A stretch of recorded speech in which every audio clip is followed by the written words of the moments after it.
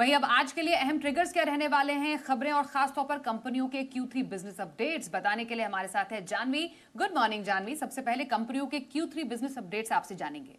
बिल्कुल, good morning. काफ़ी सारे अपडेट्स आए। बैंक से शुरू करते हैं, बजाज फाइनेंस के यहाँ पर नंबर्स जो क्वार्टरली अपडेट है। Q3 में जो AUM ग्रोथ है 22% की यहाँ पर ग्रोथ आई है।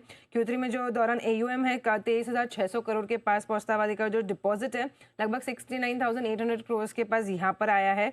AU स्मॉल फाइनेंस बैंक के भी जो अपडेट्स है वो अच्छे दिखाई दे रहे हैं। Q3 में कुल डिपॉजिट 23.3% बढ़ा है।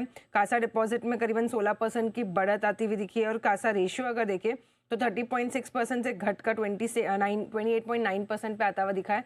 तो यहाँ पर अच्छे बिजनेस अपडेट्स यहाँ पर आए। बंधन बैंक के अपडेट्स में देखें तो लोन और एडवांसेस में 10% की बढ़त है। 1.45 लाख करोड़ के पास ये आते हुए दिखे। कुल डिपॉजिट्स की अगर बात करें तो 11% बढ़कर 1.57 लाख करोड़ के पास आए। कासा रेशो 31.7% से घटकर 27.2% पे आते हुए दिखा है। Bank of Baroda global business 12.12% बढ़ते हुए आता हुआ दिखा है। वही ग्लोबल डिपॉजिट जो रेशियोज है यहाँ पर 10.5% की बढ़त आती हुई दिखी है। घरेलू एडवांसेस में 13% की बढ़त है। वही घरेलू रिटेल एडवांसेस में अगर देखें तो 17% की बढ़त आते हुए दिखी है बंधन बैंक के लिए। PNB की अगर बात करें तो ग्लोबल बिजनेस में करीबन 28.9 लाख करोड़ से 28.89 लाख करोड़ पे आता है। 9.5% की बढ़त यहाँ पर है। ग्लोबल डिपॉजिट्स में भी अगर बात करें तो 8.5% की जो है यहाँ पर बढ़त आती हुई दिख रही है। RBL बैंक की बात करें तो कुल डिपॉजिट यहाँ पर 12% बढ़ के आए।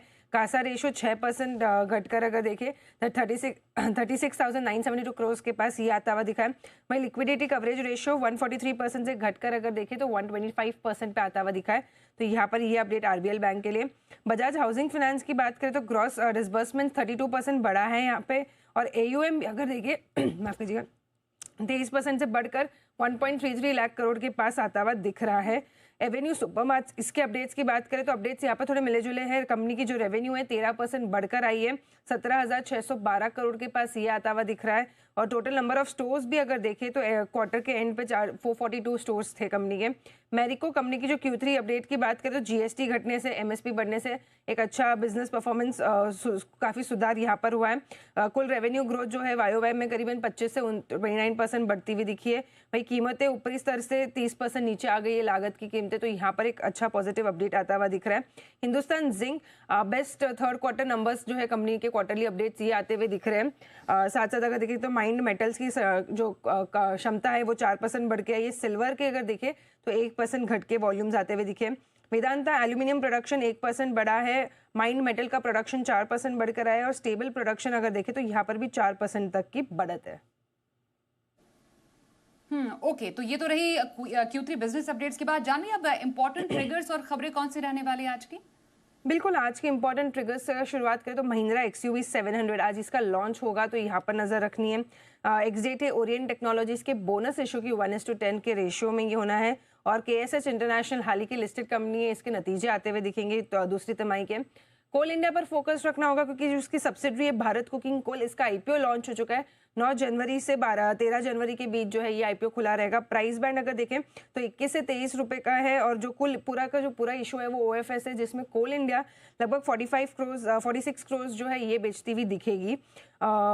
HPCL पर नजर रखनी होगी कि विशाखा रिफाइनरी में कंपनी ने रेसिड्यू अपग्रेडेशन फैसिलिटी का जो है ऑपरेशन शुरू कर दिया है।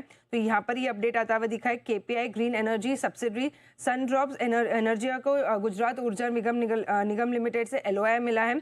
445 मेगावाट्स के पावर प्रोजेक्ट के लिए यहाँ पर ये LOI मिलता हुआ दिखा है। और नतीजे आए थे कोरोना रेमेडीज के, हाल की लिस्टेड कंपनी है। ओवरऑल रेवेन्यू देखे तो 15% बढ़ के आए। EBITDA में भी अगर देखें तो 17% की बढ़त है। लेकिन मार्जिन कंपनी की अगर बात करें तो यहाँ पर फ्लैटिश आते हुए दिखे है। ओके, तो ये रहे तमाम